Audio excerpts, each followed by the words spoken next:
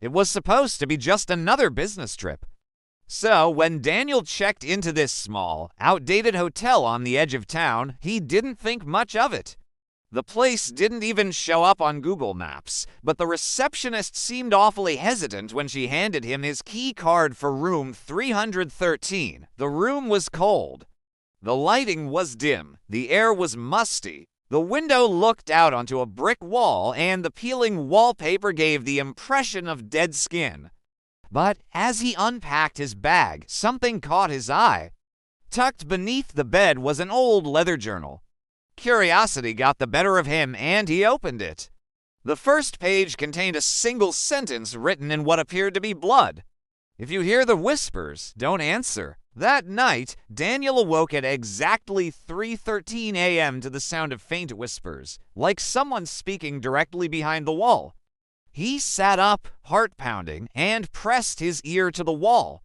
He heard words, but they weren't in English, and they weren't human.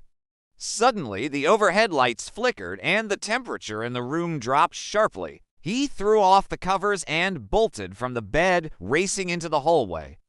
But as he turned to leave the room, everything seemed wrong. The numbers on the doors were reversed. The hallway stretched out before him, seemingly endless. And at the end of it, he saw a dark figure standing, whispering. He turned and ran, making his way back to room 313. He fumbled with the key card, desperately trying to get inside.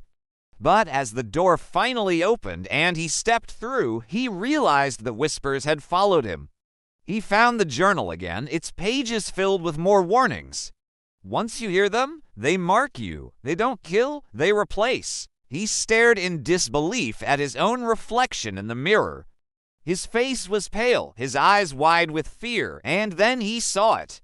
A small smile played on his lips, a smile he hadn't seen himself make in years.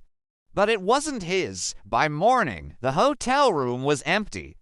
There was no sign of a struggle. His bags were neatly placed by the door as if he'd checked out. But the receptionist, pale and shaking, told the next guest that Daniel had been assigned room 313, and as the new guest settled in, the receptionist found the journal beneath the bed, its pages filled with cryptic warnings.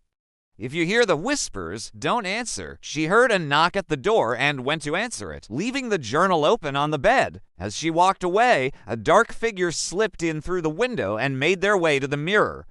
Their face was pale, their eyes wide with a disturbing smile.